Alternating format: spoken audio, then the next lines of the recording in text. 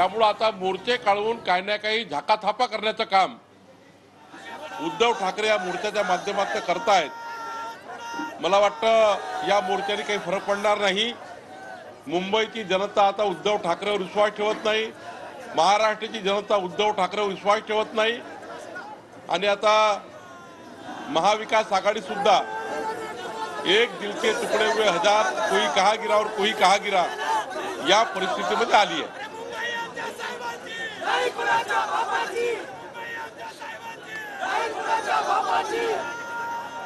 नाही, मी सांगितलं ना की जेव्हा स्वतःची निष्क्रियता सक्रियताकडे दाखवण्याचा प्रयत्न करायचा असतं तेव्हा असे मोर्चे काढावे लागतात।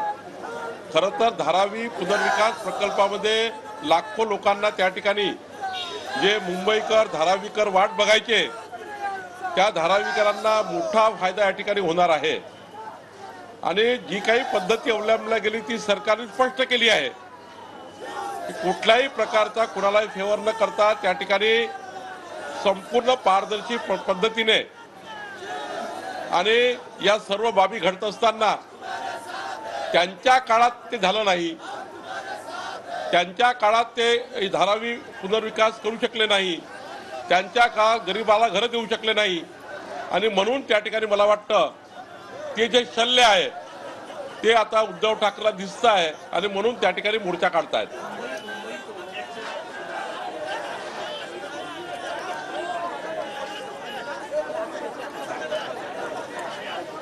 आमच्या वरिष्ठ नेत्यांनी यापूर्वी सांगितलं आहे, मी सांगतो आणि संपूर्ण महाराष्ट्राला मुंबईकरला माहित आहे की महाराष्ट्रापासून मुंबई तोडण्याचा हिम्मत कुणाच्या बापाची नाही, कुणाच्या पक्षाची नाही, कुणाची नाही आहे। त्यामुळं केवळ जनतेला कन्फ्यूज करणे, जनतेला कन्फ्यूज करण्याकरता हे त्या ठिकाणी बोलावं लागतं, पण जनता आता इथं विश्वास ठेवत नाही। मुंबई महाराष्ट्रापासून कोणी तोडू शकत नाही, मुंबईला तोडण्याचं षडयंत्र कोणी करू शकत नाही आणि हे होऊ शकत नाही। त्यामुळं या आता बोलण्याला लोक कंटाळलेले असं मला वाटतं।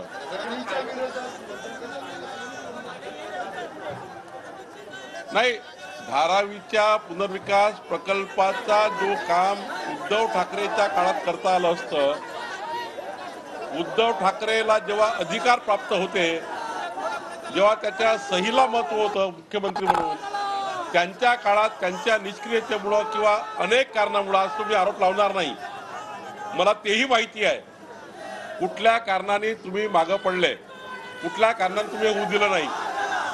त्यांच्या काळात ते करू शकले नाही, आमच्या काळात ते होत आहे आणि लोकांना घरं मिळतात, धारावीकर एकदा चांगल्या ठिकाणी जाण्याचा प्रयत्न होणार आहे, त्यांचं जीवनमान उंचावणार आहे।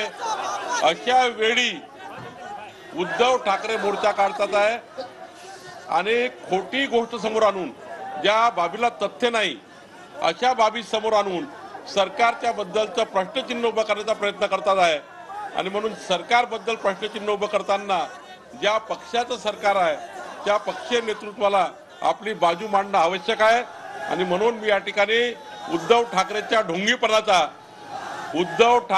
ढोंगीपणाचा निषेध करण्याकरता आलो आहे। धारावीकर सुद्धा जे आज मोर्चात गेले असतील ते उद्या जेव्हा बघतील तेव्हा उद्धव ठाकरेंनी आपल्याला उल्लू बनवलं आहे असंच समजतील असं मला वाटतं।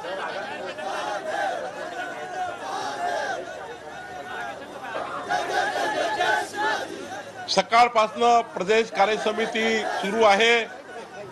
प्रास्ताविकामध्ये आशिष शेलारजींनी आजच्या राजकीय परिस्थितीबद्दलची मांडणी केली आहे। सुधीर मुनगंटीवारजींनी लोकसभा निवडणुकीचं त्या ठिकाणी तंत्र कसं असावं हे मांडलं आहे।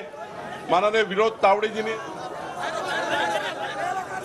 तर चंद्रशेखर बावनकुळे यांनी या संदर्भामध्ये पत्रकार परिषद घेतली आहे आणि मुंबई महाराष्ट्रापासून वेगळी करण्याची हिंमत कोणातही नाही, हे सगळे दिशाभूल करतात असा आरोप त्यांनी उद्धव ठाकरे यांच्यावर केलाय। इतकंच नाही तर आज मोर्चामध्ये जे धारावीकर सहभागी झालेले आहेत ते देखील उद्या या पुनर्विकासानंतर आम्हाला या सगळ्याचं कौतुक करतील असं देखील चंद्रशेखर बावनकुळे यांनी म्हटलेलं आहे। मात्र आपण पाहतोय